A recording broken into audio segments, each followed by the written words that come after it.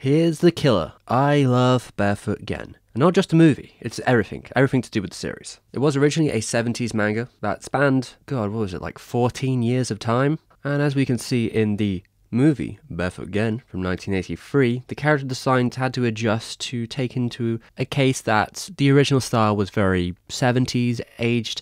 It wasn't exactly the best looking manga, it was more the contents that made the manga what it was. So they have tried to adapt them for the time, that is, while trying to be faithful. It's a weird balancing act. It does mean that this version of Barefoot Gen looks more dated than others. But that's not to say it doesn't have any visual quality to it. There's a lot going on here. We start with the setup. It gives us a history of bombing in Japan. And if you know anything about Japanese history, this is about to get quite bleak later on. So they're just trying to give you a little heads up. It's a simple story at first. We have Gen and his brother just trying to get by in a very poor, war-torn Japan. They have very little food, but they are a tightly knit family who are just trying their best. Now, what I like about Barefoot Gen is it's a blunt series of events. There's no choice words here. You pretty much begin the series looking towards the chance of bonsai as another child goes to war. Imperialism, hunger, patriotism is in the face of the boys, and they, like their father, besmirch it as nothing more than rantings of raving lunatics. The movie does succeed in the first opening when we get to see how Hiroshima lived before the bomb, how it functioned. You can see the monorail. It's quite industrialized, which isn't going to last. Barefoot Gen seems like a film with a smaller budget than some of the other Madhouse ones in terms of their resources. And it probably has something to do with the, let's say, content on display here. It might be a lot harder to get producers on board. It was specially produced by the people at Madhouse along with a Gen production house. There had already been a live-action adaptation in the 70s, so this would be the second one, but maybe the most famous. Even if it is looking a little bit minimal and scarce at times, there are definitely times where the animation is unique and warps the perspective. Like at the beginning where the two kids are fighting about a sweet potato. They use a lot of interesting shot compositions there. You can see the artistry from the prior productions, and the people that worked on them are still here. This film was directed by Mori Masaki, who had already been working his way up the ladder. Some of the visual techniques from the same sort of animators are used again. There are definitely unique sequences, and some that use visually striking backgrounds like Armageddon. The events that will unfold are so larger than life and disgraceful. It's really useful that the main protagonist here, Gen and his brother, are so down to earth. They start the film like brats. They mess up the house over a sweet potato, and obviously they're just really hungry. They don't mean to, but they're just not really thinking about anything else, and it humanizes the situation. Even in these desperate times, money can't even buy food. There's not enough to go around. Everyone suffers together, and that's what draws you in at first. It's the involving story of just surviving a famished island. But you get to feel that they really do care for their family and will go out of their way to do anything to help them, including getting beaten up for stealing carps or all manner of other silly adventures. A lot of the colour scheme in this film revolves around purples, warm shades. For a situation so bleak, the colours are quite vibrant, even if they can be quite limited. Cutaway sequences use purples, blues and yellows to create an off-kilter tone. And they go beyond what the original manga did, which had a very flat setup. It's more so a film that reinterprets and cuts the events of the source material into something that's pretty much a new whole, but really uses the medium to its advantage when it needs to. Even if there's a light-hearted energy, through the boys' childlike demeanour, you always know there is a bleakness waiting to approach at any time. Just like the little girl that was shot down by the planes. You know what's at stake when you hear those alarms. Simple things like the doctor telling you that eating and resting is all you need just can't be approached here.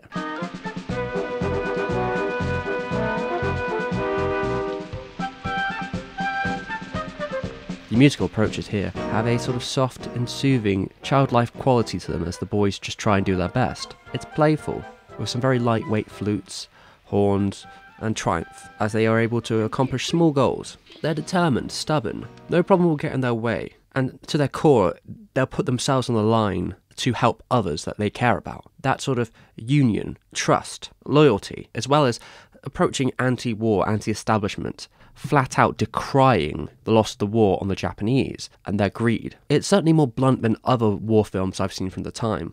Of course, the manga goes even further, not only to show that the characters dismay the emperor and his ways, as well as the government as what they are, which were imperial scumbags. They also bring up the dangers of being anti-patriots in a society that has a collectivist nature. So, for example, in the manga, their own father was kidnapped by the police and brutalized. Their own sister was humiliated at school for the fair fact of her father's things. Their older brother, who doesn't appear in this, had to go to war to try and gain some sort of pride or honor back to their family, being ostracized by their neighborhood. You notice that the life of someone that picks anti-war is not an easy one in Japan during the Great Emperor's reign. I noticed these films really like to do the 360 turn on pivotal moments to the set. The parents show them a lot of compassion. It's a nice humbling scene before the most infamous scene begins in the film. Around this point, we're probably about halfway through. We've spent enough time with the boys and their life to get a feeling for what it is to live as they did. But everything was about to change. The first English voice comes on the radio. It's unsettling, it's distorted, and surprisingly fluent English. The drums, the wind instruments, a sole plane, a minor piano chord. You see the date on the calendar. Something feels off-kilter. They've done a good job to try and make you forget about what's going to happen, but it's still got to happen.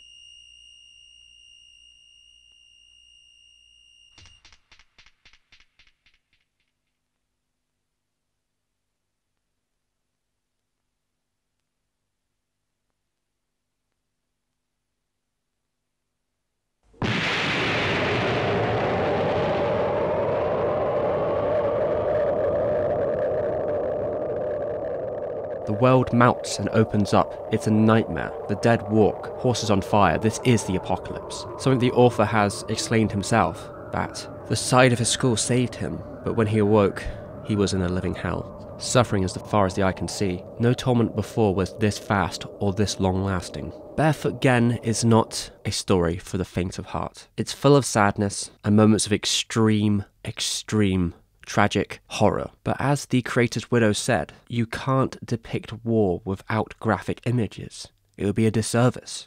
Gen's masterfulness really comes from how it can jump from the most terrible horrors of the world onto something that's more light and breezy, a moment of triumph. The birth of his sister comes at the end of the world, but in that moment nothing else matters.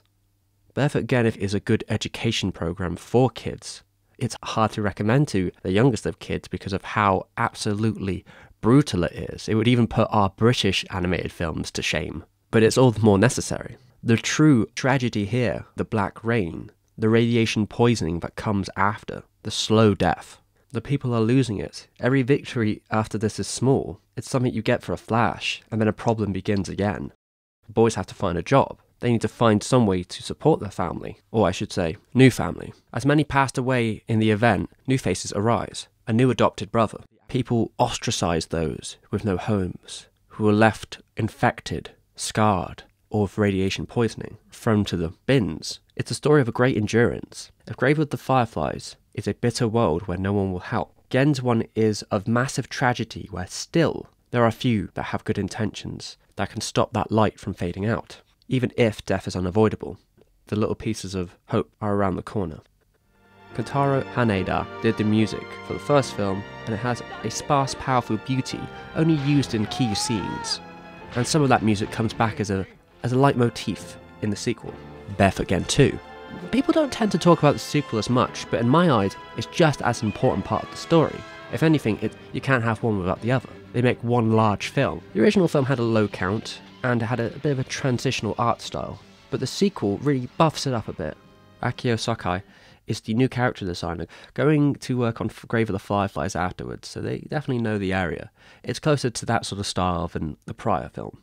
There's a lot more character acting in it. It's fluent, shaded, and the proportions have a naturalistic look. Sometimes the original film had heads for the kids that were bigger than some of the adults, which was kind of strange. The Unico director replaces Mori, but still does a great job. Perhaps there aren't as many unique, stylized scenes, but as a whole it has a more cohesive appearance. Barefoot Gen pulls no punches, showing a condensed recap, just in case it didn't hit hard enough the first time. The nuking scene is one of the most iconic in all of anime. Perhaps almost indulgent in the amount of violence it sees, but it was definitely true to the life experience. You can't look away from it. The first scene shows to me the danger and scarcity of two children living without the shock of it all. It's 3 years after the events of the bombing. Things are still rough. The OP is a bit like poetry. It rhymes with the first films, showing how the city has changed since that point. Well, the tram is still going, everything else is destroyed, just laying concrete. I also noticed that the skin tones, well, they were darker than you'd expect in the first film. They've really went down an extra shade here, which is a rarity in anime. It matches the setting of two boys who live in the south and spend all their time outside, as the boys search for scraps to sell on the black market. They do get some money, but they end up gambling it all away in the pachinko machines. Which, yeah, things are awful fleeting in this world. Children lay on the streets, waiting to die. Some children just run after the Americans, shouting faux English just to get a scrap of chewing gum. It's all pretty tragic. The voice acting feels more refined. Not only is the quality higher, the voice acting is less flat and shouty. Continuing the themes of the last film, it's all about living your life freely and resisting against authority. When life is this hard, the laws mean very little when it comes to surviving, which you saw in small pieces in the original film, but now we're into flat-out organised crime situations. Even so, Gen and his friends are a benevolent force in the world, helping out who they can, and stealing only from those that can do with a little bit less. Though, in such times, it's hard to judge them, knowing that their lives are on the line. It might be the most wholesome film about the horrors of war you'll see.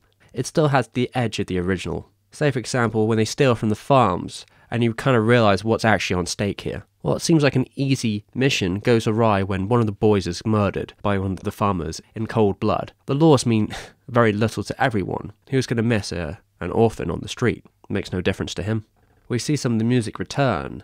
The strings, big drum, the sadness. Same stuff that you hear when the burning happened in the original film. There is a presence of melancholy all over that weighs in the shantytowns.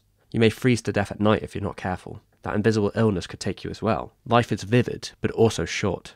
And truly, this version also gets a lot of the key moments from the manga, but slices and dices what it wants from the next 3 volumes. It's all about keeping that hope among the ups and downs, even if the problems don't stop.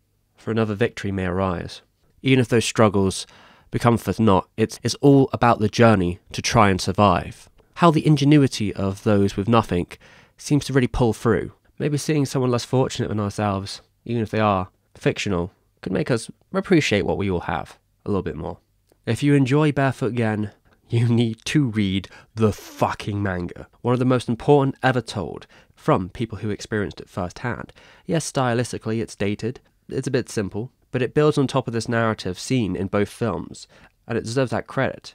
You see more of that early life, the aftermath of the nuke in Hiroshima, and how it affects every part of a town afterwards. The political, economic, and structural life, but it can't compress 14 years of publication into 2 80-minute films.